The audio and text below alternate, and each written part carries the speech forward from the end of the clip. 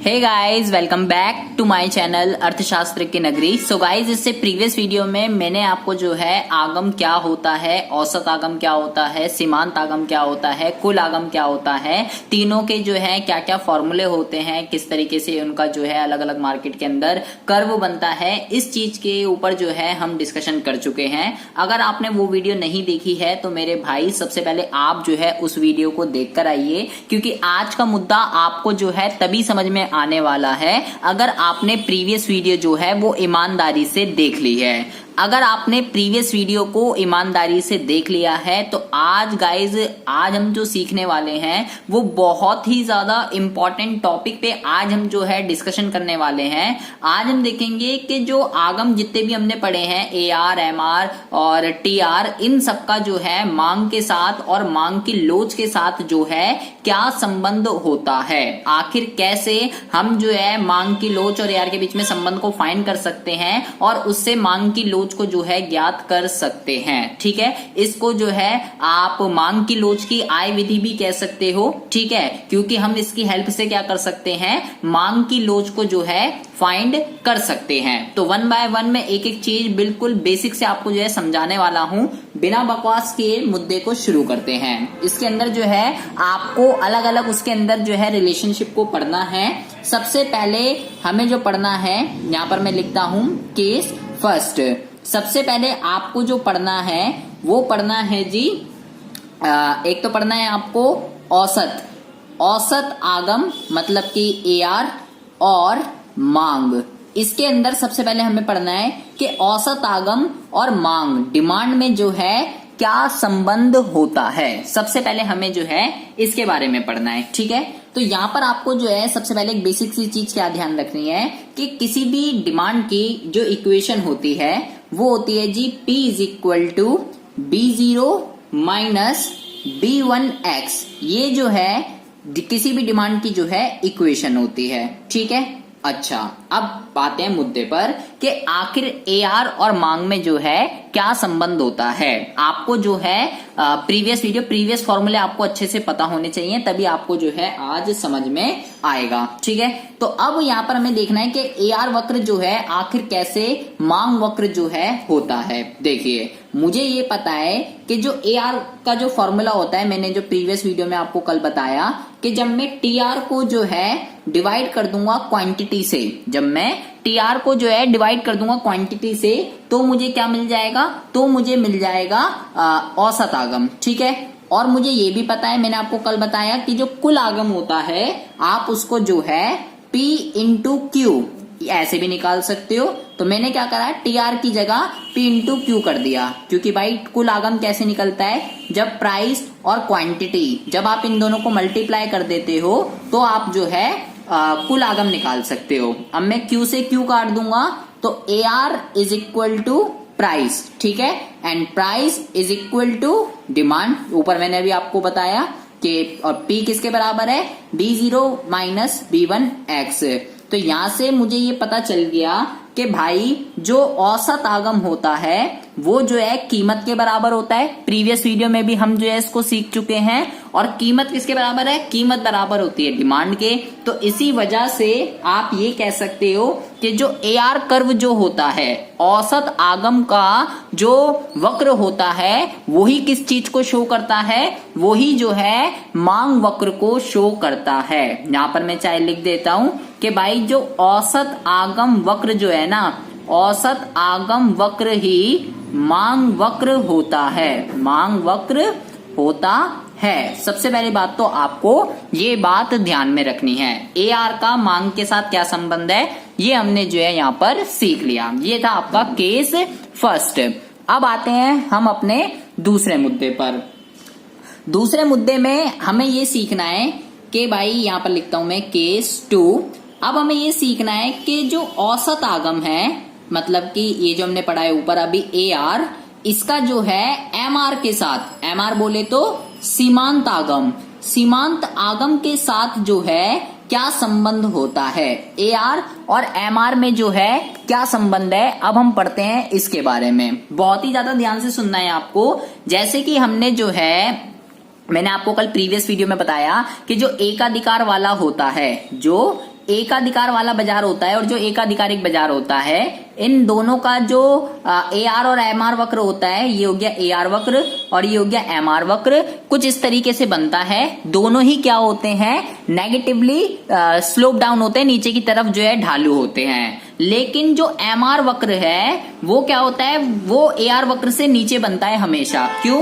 क्योंकि MR वक्र जो है वो उसमें जो गिरने की गति है वो ज्यादा तेज से आती है एज कंपैरिजन टू AR। ठीक है, अब इसको जो है हम यहाँ पर देखते हैं कि आखिर ऐसा कैसे होता है। ठीक है, यहाँ पे हमें प्रूफ करना है कि MR में जो गिरने की जो गति है, कम होने की जो गति है, वो दुगनी है AR से। ठीक है, तो मुझे ये पता है, देखिए बहुत ही ज्यादा ध्यान से सुनेंगे कि TR का मैंने भी आपको क्या बताया, P इंटू Q, ये जो है TR का फॉर्मूला होता है। ठीक है, अच्छा तो अब यहाँ पे देखेंगे TR is equal to P की अभी मैंने आपको वैल्यू बताई है पीछे, क्या होती है, B0 माइनस B1Q, ये मैंने अभी आपको पीछे वैल्यू बताई है। तो मैंने P की जगह ये वैल्यू को पुट कर दिया और मल्टीप्लाई बाय Q, ये मैंने यहाँ पर जो है लिख दिया। अब क्या करेंगे, इसकी इसके साथ जो है मल्टीप्लाई कर दीजिए, इसकी इसके साथ और इसकी इसके साथ, दोनों के साथ जो है इसकी मल्टीप्लाई कर दीजिए। तो B0Q माइनस B1Q का स्क्वायर, ये जो है यहाँ पर आ जाएगा। ठीक है, अब बहुत ही ज्यादा ध्यान से सुनेंगे। मुझे ये पता है कि जो MR होता है सीमांत आगम, उसका मैंने आपको कल फॉर्मूला बताया कि इसको आप ऐसे भी निकाल सकते हो, चेंज इन TR अपॉन में चेंज इन क्वांटिटी, ये भी मैंने इसका आपको जो है फॉर्मूला बताया था। ठीक है, अब ये जो TR की जो वैल्यू आई है, ये वाली, ये जो आपने निकाली है यहाँ पर, इसको आप क्या करेंगे, इसको आप यहाँ पर पुट कर दीजिए। तो क्या हो जाएगा, ये चेंज इन, यहाँ पर देखेंगे B0Q माइनस B1Q का स्क्वायर अपॉन में चेंज इन Q। ठीक है, अच्छा अब बहुत ही ज्यादा ध्यान से सुनना है, आपको क्या करना है, चेंज का मतलब क्या होता है, चेंज का मतलब होता है जी डेरिवेटिव, और डेरिवेटिव का क्या मतलब होता है, डेरिवेटिव आपको जो है मैथ में पढ़ाई होगा 11th और 12th में, जिसके पास मैथ नहीं है उसके लिए मैं आपको बता देता हूं आपको क्या करना है। आपको यहाँ पर Q की रिस्पेक्ट में डेरिवेटिव करना है। ठीक है, जिसकी रिस्पेक्ट में डेरिवेटिव करते हैं उसका डेरिवेटिव 1 होता है। तो यहाँ पर क्या हो जाएगा, ये ऐसे ही रहेगा, इसका डेरिवेटिव हो जाएगा 1, ये हो गया B0 माइनस, अब ये तो यहाँ पर जो है ऐसे ही रहेगा। ठीक है, ये हो गया B1, यहाँ पे लिखा है Q स्क्वायर, जैसे यहाँ तो Q था तो 1 हो गया, अब यहाँ पे Q स्क्वायर लिखा है, तो डेरिवेटिव जब करते हैं अगर इसकी पावर है तो पावर आगे आ जाएगी। ठीक है, और एक पावर ऊपर क्या हो जाती है, कम, तो 2 आगे आ गई, तो यहाँ पर कितना बचेगा, यहाँ पर आपका बचेगा 1। ठीक है, जो ये होता है, अब देखेंगे यहाँ पर ये आ गया जी, ये आ गया MR का। तो यहाँ पर आपको ये ध्यान रखना है गाइज, ये जो होता है ना, ये जो इसके साथ लिखा होता है, ये किस चीज को शो करता है, ये शो करता है स्लोप को। किसको शो करता है, ये शो करता है स्लोप को। ठीक है, अच्छा ये तो हो गया MR का, और आप ऊपर देखेंगे अभी मैंने आपको बताया AR का, और ये यहाँ पे कितना लिखा हुआ है, ये लिखा हुआ है माइनस का B1।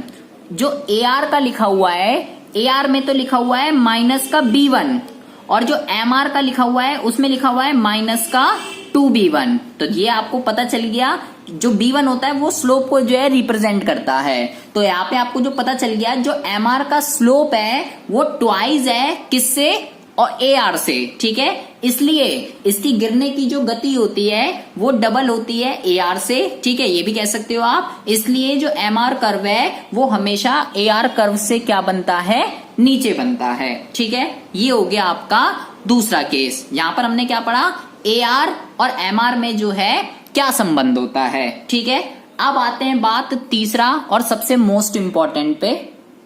अब हमें ये देखना है कि जी AR, MR और मांग की लोच, इसमें जो है क्या संबंध होता है। गाइज ये जो है बहुत ही ज्यादा इंपॉर्टेंट क्वेश्चन है और इम्पोर्टेंट टॉपिक है। इस टॉपिक के ऊपर एग्जाम में जो है क्वेश्चन कंपलसरी है, आता ही आता है। तो आपको इसको बहुत ही अच्छे से सीखना है कि इसको कैसे जो है ड्राइव करेंगे। यहाँ से जो है एक फॉर्मूला निकलेगा, उसके बेस पर जो है यहाँ पर हम रिलेशन को फाइंड करेंगे। तो बहुत ही ज्यादा ध्यान से सुनेंगे कैसे जो है फॉर्मूला ड्राइव हो रहा है। ठीक है, एक एक चीज आपको ध्यान से देखनी है।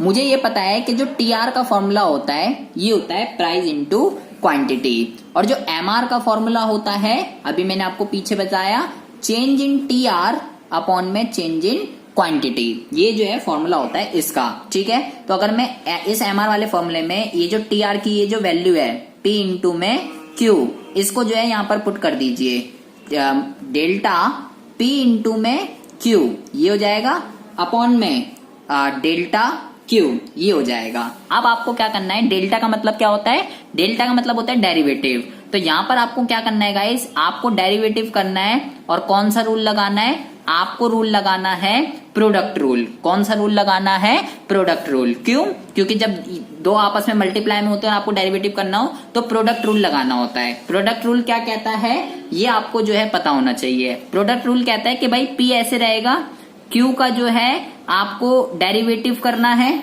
ठीक है, प्लस फिर वो क्या कहता है, फिर वो कहता है कि क्यू ऐसे ही रहेगा, पी का क्या करना है, डेरिवेटिव करना है। ठीक है, ddx लिखते हैं डेरिवेटिव को। तो ये आपको जो है पता होना चाहिए। अगर आप मैथ के स्टूडेंट नहीं हो तो आपको, इसलिए मैंने यहाँ पे लिख दिया है कि प्रोडक्ट रूल जो है क्या कहता है, इसका ये ऐसे ही इसका डेरिवेटिव प्लस ये ऐसे ही इसका डेरिवेटिव। अब डेरिवेटिव कैसे करते हैं देखिए, पहले तो भाई p ऐसे ही, ठीक है, p ऐसे ही डेरिवेटिव करना है उसका, तो डेल्टा क्यू अपॉन में डेल्टा क्यू प्लस फिर q ऐसे ही रहेगा, ठीक है, फिर डेरिवेटिव करना है इसका, तो डेल्टा p अपॉन में डेल्टा q ये आ जाएगा जी आपका। यहाँ पर डेल्टा q से डेल्टा q कट गया। अब यहाँ पर क्या बच गया, mr is equal to p, mr is equal to p, यहाँ तो 1 हो गया तो उसको छोड़ दीजिए, p प्लस q और यहाँ पर क्या आ जाएगा, डेल्टा p डेल्टा q ये जो है यहाँ पर आ जाएगा। ठीक है, इसको जो है ये इसको लिख लीजिए यहाँ पर, बहुत ही ज्यादा ध्यान से सुनेंगे इसको, यहाँ पर इक्वेशन 1 जो है आप नाम दे दीजिए। अब आपको यहाँ पर क्या करना है, बहुत ही ज्यादा ध्यान से सुनेंगे, आपको यहाँ पर जो है इस इक्वेशन में डेल्टा p और डेल्टा q की जो है वैल्यू को पुट करना है। तो क्वेश्चन ये है कि वैल्यू जो है कहाँ से आएगी, वैल्यू आएगी जी यहाँ से। मुझे ये पता है कि जो मांग का फॉर्मूला होता है, मांग की लोच का, ठीक है, ईडी लिख सकते हो या ई भी लिख सकते हो, दोनों सेम ही बात होती है। मांग की लोच का जो फॉर्मूला होता है वो होता है माइनस डेल्टा क्यू अपॉन में डेल्टा पी इंटू में पी बाय क्यू, ये जो है मांग की लोच का फॉर्मूला होता है। मुझे वैल्यू किसकी चाहिए, डेल्टा पी अपॉन में डेल्टा क्यू, मुझे इसकी वैल्यू जो है निकालनी है। तो आपको क्या करना है, आपको पता होना चाहिए जो भाग में होता है वो भाग जाएगा और भाग के मल्टीप्लाई में आ जाएगा, और जो मल्टीप्लाई में होता है वो भाग में आ जाता है। तो आपको क्या करना है, ये हो जाएगा डेल्टा पी अपॉन में delta Q is equal to, ये जो है चलो इसको मैं यहाँ पे लिख देता हूँ अभी, E is equal to minus multiply P by Q. इतनी बात आपको समझ में आ गई। क्या करा मैंने, जो डिवाइड में था वो मल्टीप्लाई में चला गया और जो मल्टीप्लाई में था वो डिवाइड में आ गया। ठीक है, अच्छा अब आपको क्या करना है, डेल्टा पी अपॉन में delta Q is equal to, ये मल्टीप्लाई में है तो ये आ जाएगा माइनस, जो मल्टीप्लाई में होता है अभी मैंने आपको बताया डिवाइड में आ जाता है, मल्टीप्लाई पी बाय क्यू। ठीक है, तो ये जो वैल्यू आ गई आपकी, ये वैल्यू आ गई डेल्टा पी अपॉन में डेल्टा क्यू की। ठीक है, आपको क्या करना है, इस वैल्यू को इसमें पुट कर देना है।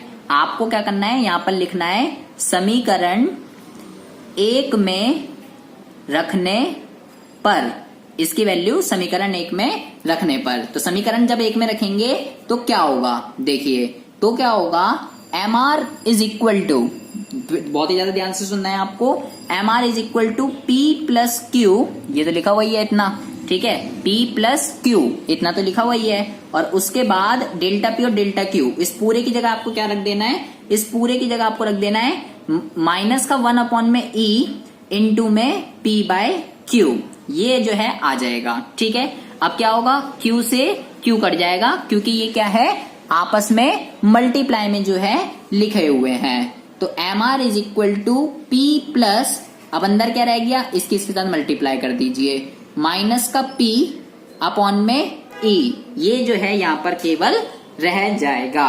ठीक है जी, अच्छा जी, अब आपको बहुत ही ज्यादा ध्यान से सुनना है, प्लस माइनस क्या हो गया, प्लस माइनस जो होता है वो होता है जी माइनस। ठीक है, तो ये हो गया p अपॉन में e। ठीक है, अच्छा अब यहां से क्या करना है आपको, यहां से आप जो है M R is equal to P जो है यहां से आप कॉमन ले लीजिए, तो यहाँ पे क्या बचेगा 1 माइनस 1 अपॉन में E। क्यों हो गया ऐसा? क्योंकि P मैंने जो है कॉमन ले लिया, ठीक है, P कॉमन ले लिया तो यहाँ पे कुछ नहीं बचा 1, यहाँ पे भी कुछ नहीं बचा 1, ठीक है। और मैंने आपको बताया जो P होता है वो ही किसके बराबर होता है, वो ही बराबर होता है AR के। तो अब यहाँ पे जहां पर आपने P लिखा हुआ है यहीं पर क्या कर दीजिए, यहीं पर जो है AR लिख दीजिए। तो MR is equal to AR 1 minus 1 upon में E। ये जो है आपका एक फॉर्मूला जो है ड्राइव हो चुका है, जो आपको क्या बता रहा है, AR, MR और E क्या है, E है मांग की लोच, E क्या है, मांग की लोच। अब इसकी हेल्प से हम देखते हैं कि क्या क्या जो है इससे निष्कर्ष निकलता है, ठीक है। ये फॉर्मूला आ गया, ये आप इसको AR की टर्म में भी लिख सकते हो, MR की टर्म में भी लिख सकते हो और E की टर्म में भी लिख सकते हो। फिलहाल आपको एक याद रखना है, ये वाला ध्यान रखना है आपको, इसी की हेल्प से जो है हम सारा का सारा जो है सॉल्व कर लेंगे, ठीक है। तो ये हो गया फॉर्मूला। अब देखते हैं कि इसका क्या करना है हमें। अब हम जो है इस फॉर्मूले के अंदर, जबकि हम जानते हैं मांग की लोच की 5 तरीके की श्रेणियां होती है, इकाई के बराबर, इकाई से अधिक, इकाई से कम, बेलोजदार, इन्फिनिटी, जीरो। हमें जो है इस फॉर्मूले के अंदर पुट करके देखना है कि अगर E की वैल्यू दे रखी है और AR की वैल्यू दे रखी है तो MR की वैल्यू जो है वो क्या क्या आती है, ठीक है। बहुत ही ज्यादा ध्यान से सुनेंगे। सबसे पहले हमने लिया कि अगर E की वैल्यू जो है 1 दे रखी है, ठीक है, तो क्या होगा देखिए, और AR की वैल्यू मैंने मान लिया 10 है, ठीक है। तो भैया अगर ये 10 दे रखी है, अज्यूम कर लिया मैंने अपनी तरफ से AR की वैल्यू, ठीक है, तो मैं यहाँ पे लिख देता हूं MR is equal to 10 1 minus 1 upon में 1। E की वैल्यू कितनी है 1, तो भैया 1 अपॉन में 1 कितना हो जाएगा, ये 1 ही हो गया, 0, 10 इंटू 0 तो ये कितना हो जाएगा 0। तो MR की वैल्यू जो है, MR की वैल्यू यहाँ पर क्या आ रही है, MR की वैल्यू जो है यहाँ पर 0 आ रही है, और AR की वैल्यू क्या आई, मैंने कितना अज्यूम करा था, 10 अज्यूम करा था, मतलब कि ग्रेटर देन जो है 0 है। ये हो गया इसका फर्स्ट केस। बिल्कुल सिमिलरली मान लीजिए अगर E की वैल्यू जो है ग्रेटर देन 1 है, 1 से अगर ज्यादा है, मान लीजिए मैं 10 ही अज्यूम कर लेता हूं, यहाँ पर मान लीजिए 2 है, कितनी है यहाँ पर, मैंने जो है 2 अज्यूम कर लिया। अगर 2 है तो MR की वैल्यू जो है क्या होगी, ठीक है, यहाँ पर मैंने ले लिया AR जो है ग्रेटर देन 0। अब देखेंगे इसकी वैल्यू क्या होगी, ये तो आ जाएगा आपका 0.5, ठीक है, और ये आ जाएगा 10 मल्टीप्लाई 0.5, डेसिमल हटाएंगे 0, जिससे कट गया, ये कितना आ जाएगा, ये आ जाएगा आपका 5, ठीक है। तो भैया MR की वैल्यू भी क्या आ रही है, MR की वैल्यू भी जो है ग्रेटर देन 0 आ रही है। कब, अगर मांग की लोच की वैल्यू क्या है, अगर मांग की लोच की वैल्यू जो है वो ग्रेटर देन 1 है।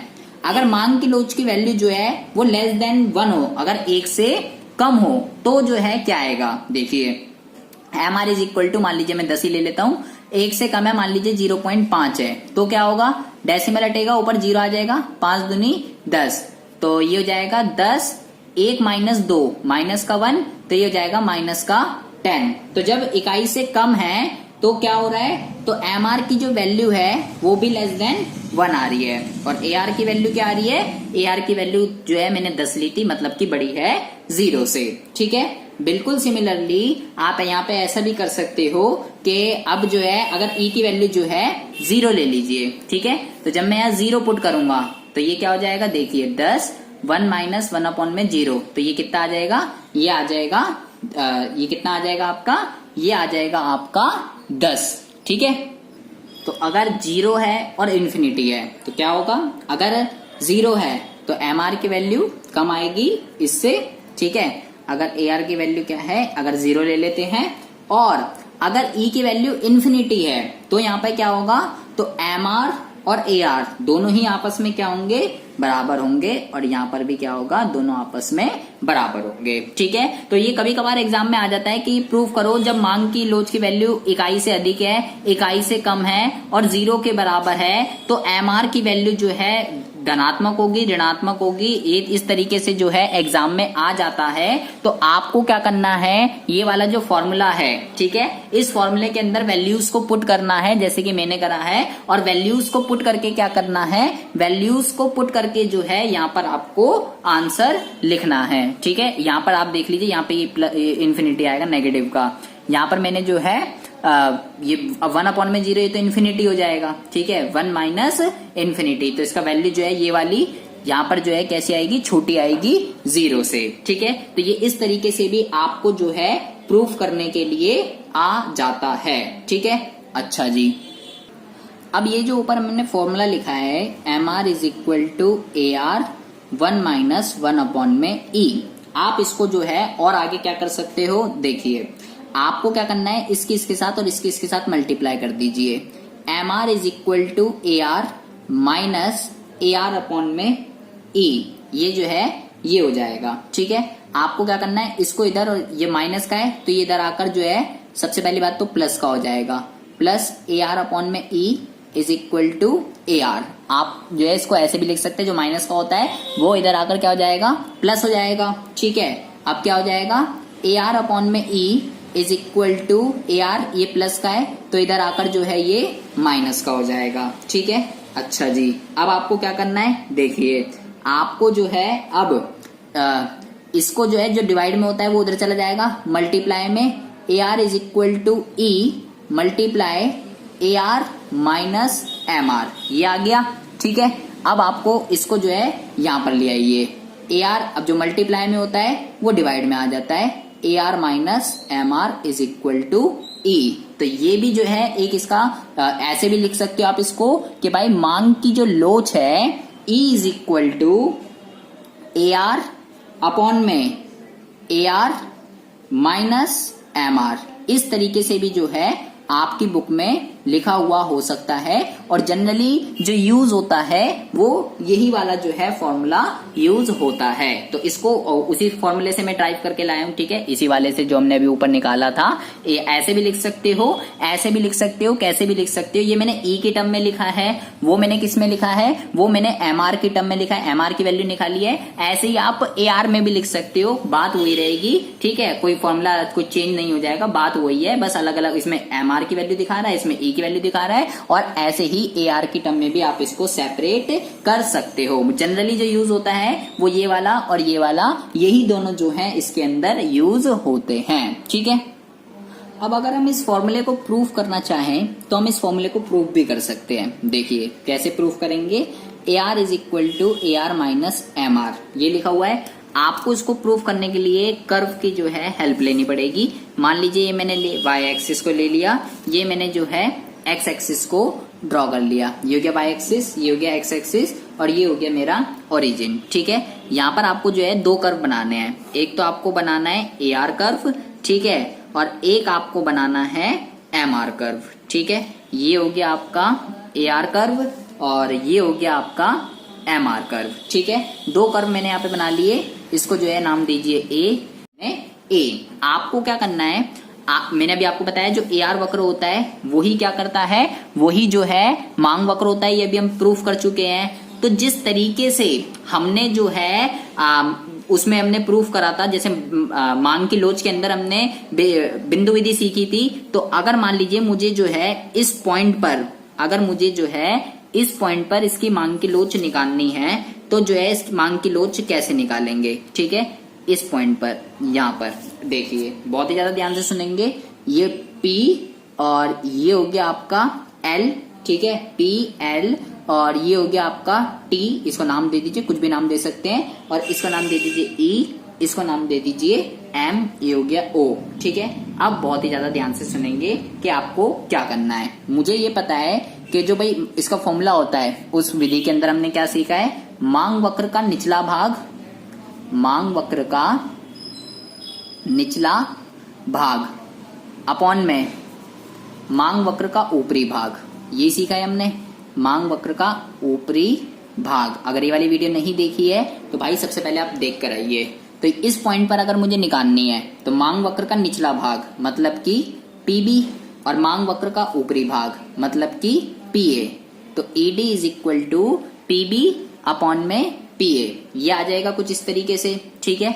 अब आपको बहुत ही ज्यादा ध्यान से सुनना है, इस फॉर्मूले को हम कैसे प्रूफ करेंगे। ये वाला देखिए, आपको क्या करना है, ये वाला ट्रायंगल, ये वाला जहां पर पेन चला रहा हूं, बहुत ही ज्यादा ध्यान से सुनेंगे, ये वाला मतलब कि ये जो है आपका ट्रायंगल, एक तो ये वाला और दूसरा ये वाला, ये जहां पे पेन चला रहा हूं वो वाला देखेंगे ये, ठीक है।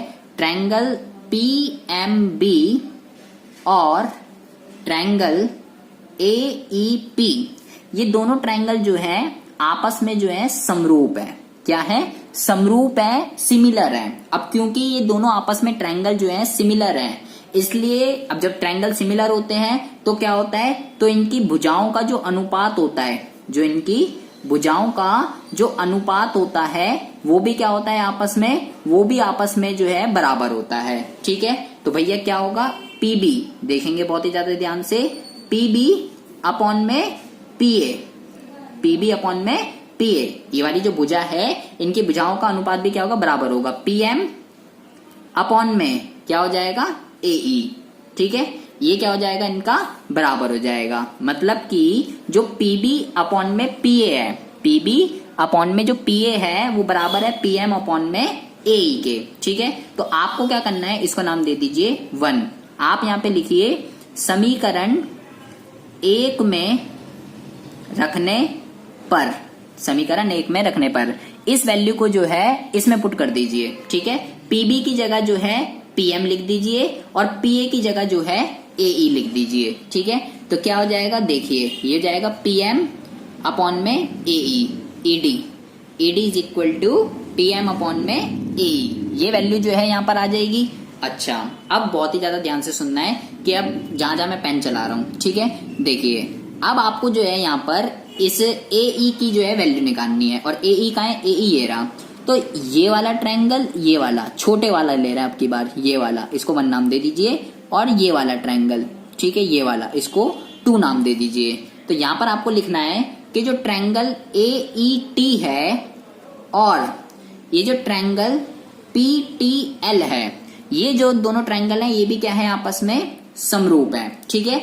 इसलिए आपको क्या करना है, अब क्योंकि समरूप है इसलिए जो है AE और PL ये आपस में क्या होंगे, ये आपस में जो है बराबर होंगे। AE का है, देखेंगे ये वाली जो भुजा है AE, ये किसके बराबर है, ये भुजा जो है बराबर होगी इस वाली के। तो आपको क्या करना है, AE की जगह ये PL को पुट कर देना है। ED is equal to PM upon में PL, ये जो है यहां पर आ जाएगा, ठीक है। और अगर आप ध्यान से देखें PL का है, PL ये रहा, PL की वैल्यू कैसे निकलेगी, अगर मैं ऐसे लिख सकता हूं PL को, PM में से अगर मैं ये घटा दूं, इस पूरे में से अगर मैं इतना घटा दूं तो इसकी वैल्यू बचेगी। PL की वैल्यू कैसे निकलेगी, जो PM है, PM में से अगर मैं LM घटा दूं तो जो है वैल्यू निकल जाएगी। तो देखिए यहां पर ED इज इक्वल टू, ऊपर तो ऐसे ही रहने दीजिए PM, PL की जगह जो है मैं ये लिख सकता हूं PM माइनस LM, ठीक है। अच्छा, अब देखिए बहुत ही ज्यादा ध्यान से, ED इज इक्वल टू, ये PM क्या है, देखिए P और M, यहां पर देखिए दोबारा से P और M, ये कौन सा कर्व है, AR वक्र, ये क्या है, AR वक्र। तो PM जो है, PM वो तो है आपका AR वक्र, तो भैया ये हो गया AR अपॉन में AR माइनस, और ये LM क्या है, देखिए LM, ये LM जो है ये है आपका MR वक्र, तो ये हो गया आपका MR वक्र। तो इस तरीके से आप इसको यहाँ पर प्रूफ भी कर सकते हैं, ठीक है, और क्या कर सकते हैं, और इसकी हेल्प से आप मांग की लोच भी जो है वो आप निकाल सकते हैं, ठीक है जी। अब यहाँ पर हमने ये जो टेबल बनाई है, ये वाली जो ई की अलग अलग वैल्यू होती है MR और AR की, आप इसको जो है कर्व से इस तरीके से भी रिप्रेजेंट कर सकते हो। देखिए भाई ये क्या है, यही आपका जो है AR वक्र है, यही डिमांड कर्व है, और यही क्या है, यही आपका प्राइस है। तो जो हमने बिंदु विधि में सीखा था कि भाई एक सीधी रेखा वाले मांग वक्र पर मांग की लोच निकाल सकते हैं, तो यहाँ पर E जब 1 है, ये आपको ध्यान रखना है, जब E की वैल्यू 1 है तो MR कितना है, तो MR जो है वो 0 है, ठीक है। ये देखिए यहाँ पर हमने जो है सबसे पहले जो यहाँ पर प्रूफ करा था कि जब मांग की लोच की वैल्यू जो है 1 के बराबर होती है तो उस सिचुएशन में MR जो है वो 0 के बराबर होता है। तो ये हो गया यहाँ पर E की वैल्यू जब 1 है तो 0, यहाँ पर जो है लेस देन 1, यहाँ पर ग्रेटर देन 1, इस पॉइंट पर जो है इन्फिनिटी, और इस पॉइंट पर 0। ये कैसे 0 और कैसे इन्फिनिटी आया, ये हम बिंदु विधि में सीख चुके हैं मांग की लोच में। तो वो अगर आपने नहीं देखी है तो भाई आप पहले उस वीडियो को जो है जरूर देखकर आइए, ठीक है। एक छोटा सा मुद्दा और रह गया, वो और देख लीजिए। अब लास्ट टॉपिक हमारा है कि जो कुल आगम होता है TR, उसका जो है मांग की लोच के साथ कैसा संबंध होता है। ठीक है भाई, हमने AR के साथ पढ़ लिया, हमने MR के साथ पढ़ लिया मांग की लोच का क्या संबंध होता है, लेकिन TR के साथ जो है अभी तक नहीं पढ़ा। तो यहाँ पर बहुत ही ज्यादा ध्यान से सुनेंगे कि भाई जब E जो है इलास्टिसिटी जब 1 के बराबर होती है, तो यहाँ पर आप देखेंगे ये क्या है, ये आपका TR वक्र है। तो TR वक्र उस पॉइंट पर क्या होता है, TR वक्र उस पॉइंट पर जो है मैक्सिमम होता है। ठीक है, और जब E की वैल्यू आपकी ग्रेटर देन 1 होती है, तो आपका TR जो है क्या कर रहा होता है, आपका TR जो है वो बढ़ रहा होता है। ठीक है, और जब आपकी E की वैल्यू जो है लेस देन 1 होती है, तो आपका जो TR होता है वो क्या हो रहा होता है, वो जो है घट रहा होता है। ठीक है, और यही रीजन है जिसकी वजह से जब मांग की लोच की वैल्यू 1 होती है, तो कोई भी मोनोपोली वाला या कोई भी क्या करता है, कम बेचने की वो रखता है, क्योंकि आपका जो कुल आगम है वो क्या हो रहा होता है, घट रहा होता है। ठीक है, तो यहाँ पर सिर्फ 3 ही चीजें ध्यान रखनी है। जब मांग की लोच की वैल्यू 1 होती है तो TR मैक्सिमम पॉइंट पर होता है, जब ग्रेटर देन 1 होती है तो बढ़ रहा होता है, और जब लेस देन 1 होती है तो घट रहा होता है। ठीक है, ये क्या है, ये है TR का कुल आगम का जो है मांग की लोच के साथ जो है कैसा संबंध होता है। ठीक है जी, अच्छा जी, तो ये है पूरा का पूरा मांग की लोच का आगम के साथ क्या संबंध होता है। इसको आप जो है आय विधि भी कह सकते हो कि मांग की लोच की आय विधि, इससे हम कैसे मांग की लोच निकालते हैं। ठीक है, ये सारा हमने जो है इसके अंदर सीखा है। एग्जाम के पॉइंट ऑफ व्यू से AR MR और मांग की लोच में क्या संबंध होता है वो बहुत बारी आ जाता है एग्जाम में, तो उसको आप जो है बहुत ही अच्छे से देख कर जाइएगा। ठीक है, और एक छोटी सी चीज और है इसके अंदर, एक कभी कभार आ जाता है बीकॉम ऑनर्स के अंदर कि जब आपका जो AR वक्र है, वो आपका रेक्टेंगुलर हाइपरबोला होता है। रेक्टेंगुलर हाइपरबोला का क्या मतलब होता है गाइज, AR वक्र अगर रेक्टेंगुलर हाइपरबोला है लाइक दिस, रेक्टेंगुलर हाइपरबोला का मतलब है जब आपकी मांग की लोच जो है 1 के बराबर होती है, कुछ इस तरीके का बनता है रेक्टेंगुलर हाइपरबोला। यहाँ पर आप किसी भी पॉइंट पर निकालोगे तो मांग की लोच की वैल्यू क्या आएगी, मांग की लोच की वैल्यू 1 आएगी, उसको क्या कहते हैं, रेक्टेंगुलर हाइपरबोला। ठीक है, तो ऐसे केस में जो MR कर्व होता है वो क्या होता है, एक्स एक्सिस होता है। क्या होता है, एक्स एक्सिस। उस केस में आप MR कर्व जो है इसको कह सकते हो। ठीक है, ये चीज आपको जो है ध्यान रखनी है, कभी कभार पूछ लेता है तो आपको पता होना चाहिए कि जब AR वक्र जो है रेक्टेंगुलर हाइपरबोला होता है तो MR कर्व जो है वो एक्स एक्सिस होता है। ये छोटी सी बात आपको ध्यान रखनी है। इसमें आपको कुछ भी समझ ना आया हो, कोई भी डाउट हो, कोई भी इश्यू हो, आप मेरे को कमेंट बॉक्स में कमेंट कर सकते हैं। चैनल पर अगर पहली बार आए हो तो प्लीज इस चैनल को सब्सक्राइब करके बेल आइकन को जरूर प्रेस कर लीजिए। आपके लिए मैं ऐसी इंटरेस्टिंग वीडियो रोजाना इस चैनल पर अपलोड करता रहता हूँ। मिलते हैं आपसे नेक्स्ट वीडियो में ऐसी इंटरेस्टिंग टॉपिक के साथ, तब तक के लिए have a good day, bye bye, take care.